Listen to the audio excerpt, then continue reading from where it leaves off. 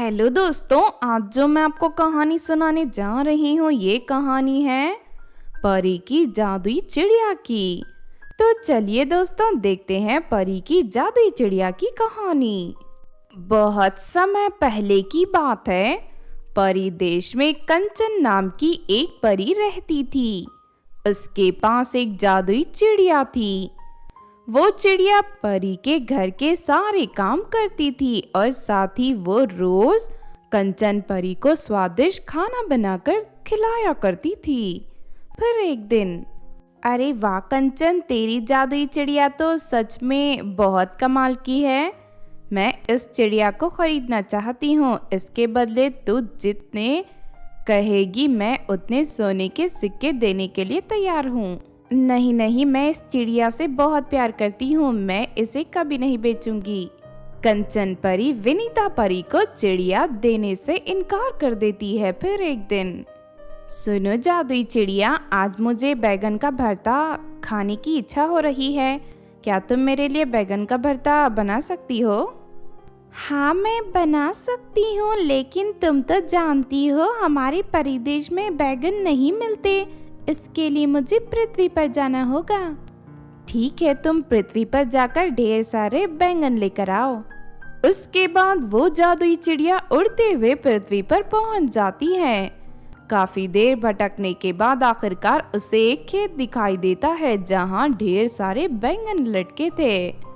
ये देख चिड़िया खुश हो जाती है और अपने आँखों से तेज रोशनी छोड़ने लगती है, जिससे खेत के सारे बैंगन अपने आप हवा में उड़कर टोकरी के अंदर जमा होने लगते हैं। लेकिन तभी अचानक एक आदमी की नजर उस चिड़िया पर पड़ती है। अरे मैं क्या देख रहा हूँ, ये बैंगन अपने आप हवा में उड़कर टोकरी में कैसे जा रहे हैं? लगता है ये सभी चिड़िया का कमाल है।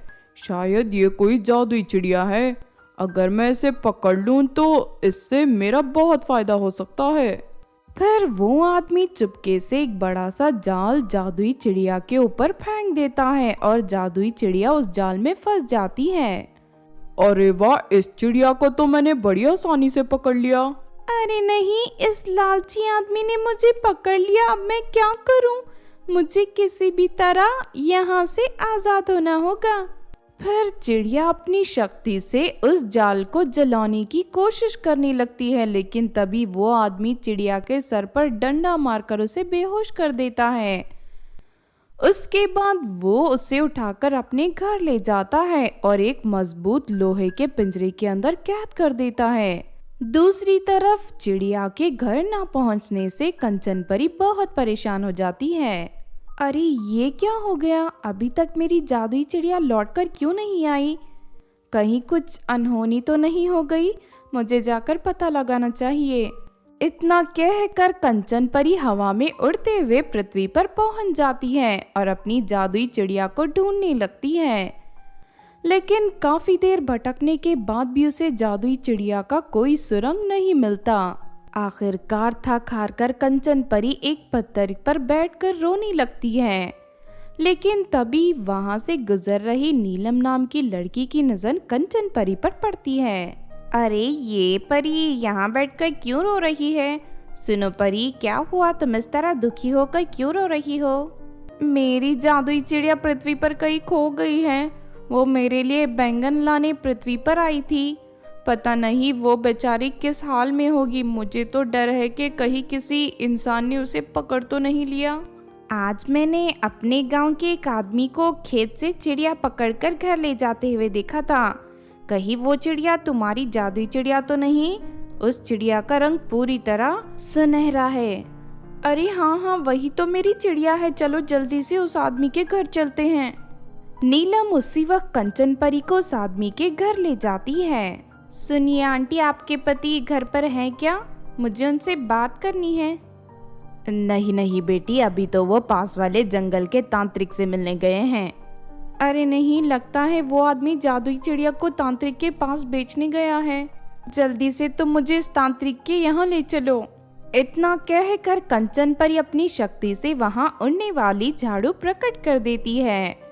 उसके बाद नीलम और कंचन परी उस जादुई झाड़ू पर बैठकर जंगल वाले तांत्रिक के घर पहुंच जाते हैं।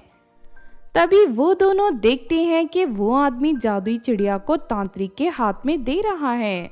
ठहर जा दुष्ट आदमी, ये जादुई चिड़िया मेरी है। अगर इसे कुछ हुआ तो मैं तुम दोनों को जिंदा नहीं छोड़ूंगी।